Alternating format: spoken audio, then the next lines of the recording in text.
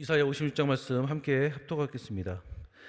여호와께서 이같이 말씀하시되 너희는 공평을 지키며 의를 행하라. 나의 구원이 가까이 왔고 나의 의가 쉬 나타날 것임이라 하셨은즉 안식일을 지켜 더럽히지 아니하며 그 손을 금하여 모든 악을 행치 아니하여야 하나니 이같이 행하는 사람 이같이 굳이 잡는 인생은 복이 있느니라. 여호와께 연합한 이방인은 여호와께서 나를 그 백성 중에서 반드시 갈라내시리라 말하지 말며 고자도 나는 마른 나무라 말하지 말라.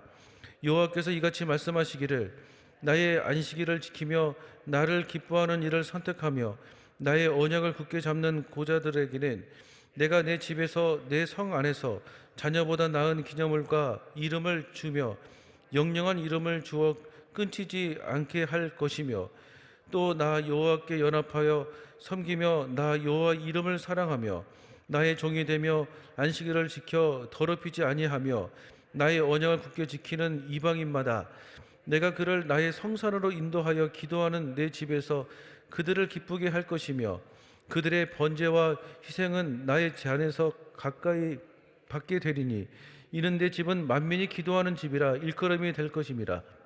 이스라엘에 쫓겨난 자를 모으는 주 여호와가 말하노니 내가 이미 모은 본 백성 외에 또 모아 그에게 속하게 하리라 하셨느니라. 들의 짐승들아 살렘 중의 짐승들아 다 와서 삼키라. 그 파수꾼들은 소경이요 다 무지하며 벙어리 개라 능치 짓지 못하며 다 꿈꾸는 자요 누운 자요 잠자기를 좋아하는 자니 이 개들은 탐욕이 심하며 족한 줄을 알지 못하는 자요 그들은 몰각한 목자들이라.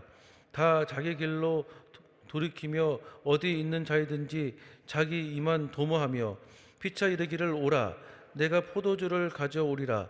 우리가 독주를 잔뜩 먹자 내일도 오늘같이 또 크게 넘치리라 하느니라. 아멘. 효와 행복 함께 보시겠습니다. 효와 행복.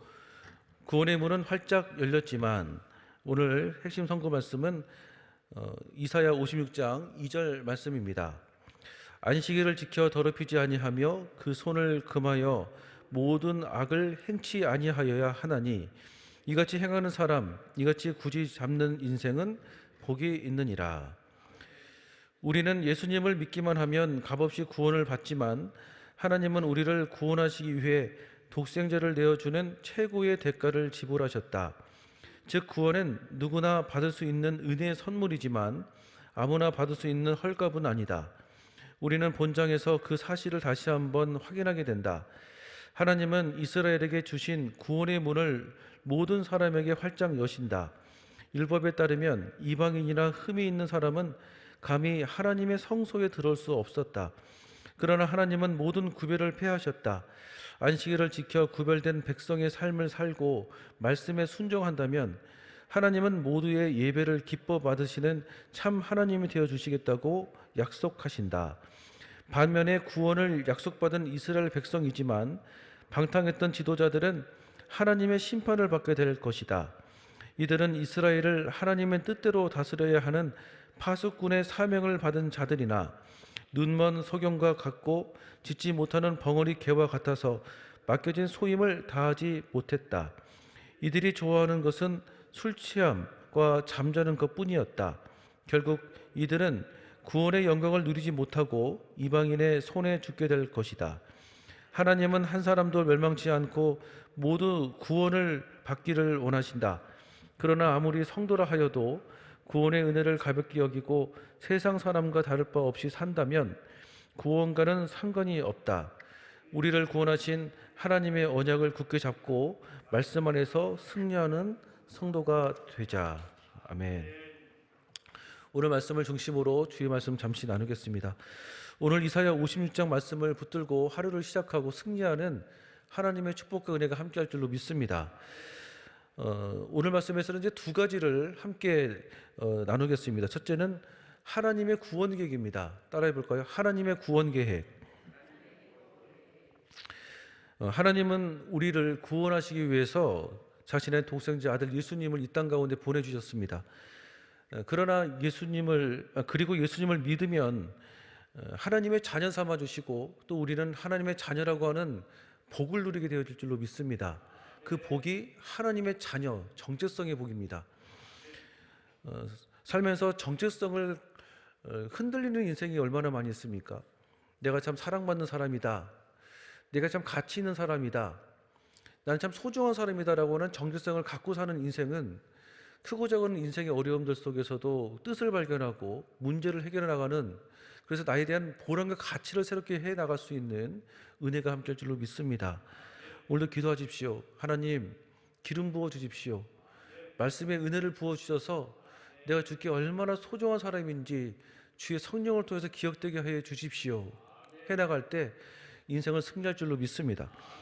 오늘 말씀 56장 중심 내용들은 하나님의 구원 계획에 대한 내용으로 구성되어 있습니다. 하나님의 구원 계획. 중요한 것은 예배를 통해서 하나님은 우리에게 증인 되기를 원하신다는 겁니다. 따라해볼까요? 증인 되기를 원하신다.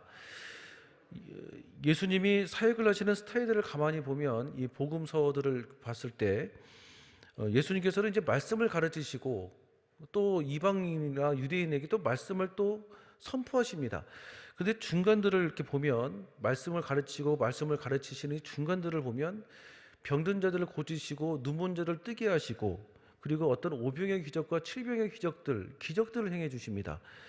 특별히 이방 지역이나 이방인들에게 행하셨던 이 기적들, 이 기적의 목적은 예수님이 곧 하나님이다라고 하신 것이 있습니다. 그리고는 기적의 현장에 있는 이 무리들에게 가서 그것을 본대로 증거하라고 말씀하셨어요.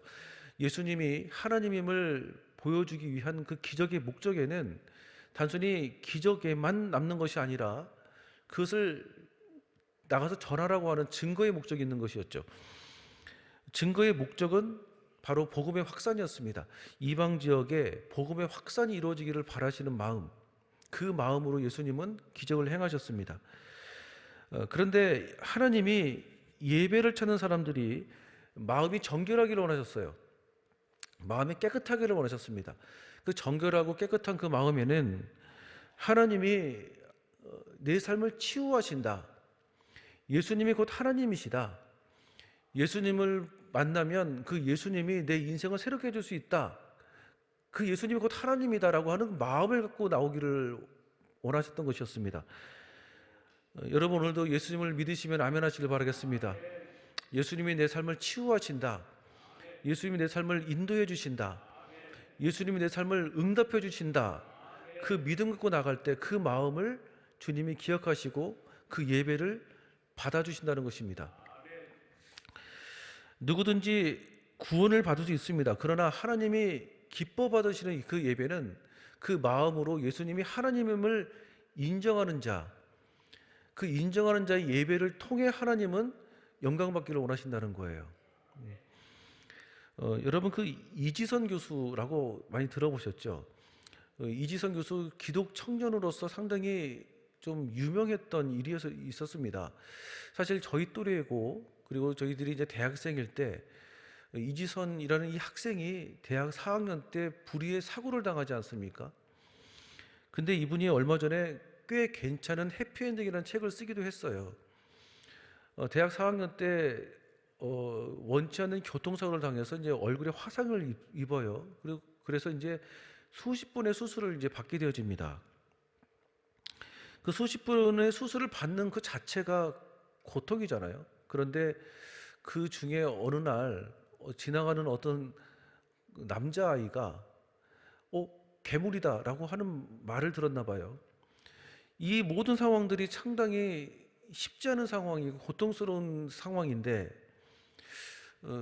여자 입장에서도 괴물이라는 소리를 들을 정도로 자기의 외모가 망가져 버린 거잖아요. 얼마나 상처가 됐겠습니까? 그 말했던 그 아이는 말해놓고도 기억하는지 모르겠지만 그 말을 들은 사람의 입장에서는 얼마나 평생이 가겠어요? 여러분 한마디를 하더라도 상처가 되는 말을 하면 참 안 되는 것 같습니다. 그 말하는 사람은 말해놓고 난 뒤끝없다라고 생각하는지는 모르겠고 또 말하는지도 몰라요. 자기가 상처를 준지도 모른단 말이에요. 근데 듣는 사람 입장에서는 그 말 한마디 때문에 얼마나 마음 아리를 합니까? 얼마나 그 말 한마디가 내 인생의 정체성이 되어지는 경우가 얼마나 많이 있습니까? 여러분, 긍정적인 말을 하기를 축복합니다. 사람을 칭찬해주고 인정해주는 말을 통해 사람은 새로워질 수가 있다는 거예요. 이지성 교수도 그랬던 것 같아요. 이분이 지금은 그 사고가 참 꽤 오래전 일로 이제 되어졌지만, 사고를 겪고 수술을 하는 과정에서 그 고통스러운 그 상황이, 그래서 이 고통을 이겨나갈 수가 없었대요. 그래서 한날은 옥상에 떨어져서 이제 내가 죽어야 되겠다라고 할 때, 떨어지려고 하는 그 순간에 성령님이 음성을 주신 거예요. 지선아 사랑한다. 지선아 사랑한다라고 하시는 그 음성이 나를 세웠대요. 자기를 살렸다는 거예요. 전능하신 하나님 나를 사랑하신다고? 나는 이제 완전히 망가진 외모가 됐는데, 나에게는 희망이 없게 느껴지는데, 내 인생은 정말 가치 있는 인생인가라고 하는 생각이 들 정도의 상황이 되어졌는데, 여전히 주님은 나를 사랑하신다고? 주님이 나를 사랑하시다는 그 음성이 조금씩 자기의 삶을 이끌어줬고, 그래서 미국에 가서 이제 그 사회복지를 이제 전공을 해가지고 한국에 돌아와서는 한동대학교 교수로 이제 재직을 하다가 얼마 전에 이제 이화여자대학교 교수가 되어졌대요. 여러분, 그녀의 삶을 통해서도 나 같은 죄인을 구원하신 아버지의 사랑이 변치 않음을 볼 수 있고, 어떤 조건이 아닌 정말 있는 그대로 나를 사랑해 주시는 그 사랑을 통해서 내 인생이 더욱더 빛나지 않습니까? 그 모습을 통해서 얼마나 많은 사람들이 희망이 느껴집니까? 여러분, 오늘도 주님이 여러분들을 사랑하십니다. 예. 오늘도 기도하실 때 기도 제목의 인생에 어떤 때로는 그 기도 제목이 내 인생을 참 짓누를 때가 있어요. 언제쯤 응답해 주실까? 언제쯤 하나님이 내 삶을 좀 열어주실까? 내 마음은 정말 새롭게 될 수 있을까? 정말 내가 지금 만나고 있는 일단 관계의 어려움들을 주님이 해결해 줄 수 있을까? 이 기도 제목들이 때로는 나를 정말 너무 짓누를 때가 있습니다. 그런데 기도 중에 성령이 부어주시는 내가 너를 사랑한다, 내가 너와 함께한다 하시는 그 음성을 듣게 되어지면 그 문제들이 작게 느껴지고, 그리고 그 문제를 극복할 수 있는 지혜가 새로워지고, 그 문제를 바라보는 인생의 관점이 새로워질 줄로 믿습니다. 그래서 기도하실 때 성령님의 음성을 듣고 내 삶의 현장에 돌아가서 그 현장에서 그 음성대로 승리해 나가는 축복이 있기를 주의 이름으로 축원드리겠습니다. 두 번째로는 만민이 기도하는 집이라고 주님은 말씀하십니다. 따라해볼 거예요. 만민이 기도하는 집. 성전은 만민이 기도하는 집이다 라고 7절에 말씀하시는데요, 내가 그를 나의 성산으로 인도하여 기도하는 내 집에서 그들을 기쁘게 할 것이며 그들의 번제와 희생은 나의 단에서 기꺼이 받게 되리니 이는 내 집은 만민이 기도하는 집이다, 일컬음이 될 것입니다 라고 말씀하십니다. 여러분, 이 성산은 말씀이 증거되어지는 장소입니다. 성산. 그런데 모세가 율법을 받았던, 십계명을 받았던 호렙산을 향해서 성산이라고 얘기도 합니다. 그래서 모세는 훗날 자기가 은혜를 받았던 그 성산에 이스라엘 백성들을 이끌어 오지 않습니까? 여러분, 성전은 있지만 성전의 기능이 없으면 의미가 없습니다. 성전에는 늘 기름 부으심이 흘러 넘치셔야 됩니다. 주의 성령이 내 마음가운데 있지만 기름 부으심이 떨어지게 되어지면 성령님을 모시는 성전으로서의 기능이 좀 약하게 되어져요. 의미가 없어집니다. 예수님이 복음서를 보면 예루살렘에서 성전 정화 사건을 이제 일으키십니다. 예배를 드려야 되는 성전에서 불법적인 금전거래가 이루어졌고, 그리고 그것을 이용하는 종교 지도자들이 이제 있었습니다. 그런데 그 모습을 예수님이 가만히 보고 지나가지 않으시고 화를 내시면서 성전을 이제 뒤집어 엎으셨죠. 그러시고는 이제 마가복음 11장 17절에 보면 내 집은 만민이 기도하는 집이다 라고 말씀을 하십니다. 내 집은 만민이 기도하는 집이다. 그리고는 이제 마가복음 11장 22절에서 25절까지 내용들을 보면 오늘 이사야 56장과 내용이 참 비슷한 것들이 많아요. 만민이 기도하는 집을 찾는 사람들의 예배자로서의 태도에 대해서 말씀을 하고 계십니다. 예배자로서의 태도. 그 예배자의 태도를 보면 마가복음에 보니까 누구든지 이 산더러 들리어 바다에 던지라 하며 그 말하는 것이 이룰 줄 믿고 마음에 의심하지 않으면 그대로 되린다. 아멘. 전능하신 하나님을 믿으시면 아멘 하시길 바라겠습니다. 이 산들을 들어서 던지라 하면 그 말한 대로 됩니다 라고 하고 믿고 나가면 그 마음의 태도를 가지고 있는 그 사람들이 예배자라는 거예요. 그리고 바로 이어서 예수님이 말씀을 하시는데 마가복음 12장 24절을 보니까 무엇이든지 기도하고 구하는 것은 받은 줄로 믿으라.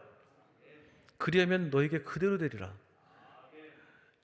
오늘도 기도하는 것이 그대로 될 줄로 믿습니다. 예. 여러분의 가정에 축복이 일어날 줄로 믿습니다. 오늘도 내 인생이 새로워질 줄로 믿습니다. 오늘도 말씀을 붙들고 기도하면 구하는 대로 주님께서 치유해 줄 줄로 믿습니다. 말씀으로 붙들고 기도하시고 말씀으로 생각하시고 말씀으로 선포하시고 말씀으로 꿈을 꾸시고 말씀으로 믿는 은혜가 있기를 축복합니다. 그러할 때 주님이 내 삶에 놀라운 일들을 내게 부어줄 줄로 믿습니다. 기도하겠습니다. 살아계신 하나님 아버지 감사합니다. 오늘도 주님의 말씀을 붙들고 기도하기를 소망합니다. 나의 힘으로는 하나님 기도할 수 없습니다. 성령님이 눈을 열어주시고 입술을 주장하여 주셔서 기도하게 하여 주시옵소서. 기도 중에 성령님이 깨달음을 허락하시고 기도 중에 사랑한다고 말씀하시며 기도 중에 할 수 있다고 믿음을 더하여 주셔서 그 부어주시는 귀한 은혜의 영역들을 통해서 내 삶의 현장을 하나님의 나라가 증거되게 하여 주시옵소서. 예수님의 이름으로 기도드립니다. 아멘. 하늘에 계신 우리 아버지여, 이름이 거룩히 여김을 받으시오며 나라에 임하시오며 뜻이 하늘에서 이루어진 것 같이 땅에서도 이루어지리. 오늘날 우리에게 일용할 양식을 주옵시고 우리가 우리에게 죄 지은 자를 사하여 준 것 같이 우리 죄를 사하여 주옵시고 우리를 시험에 들게 하지 마시옵고 다만 악에서 구하옵소서. 내게 나라와 권세와 영광이 아버지께 영원히 있사옵나이다. 아멘.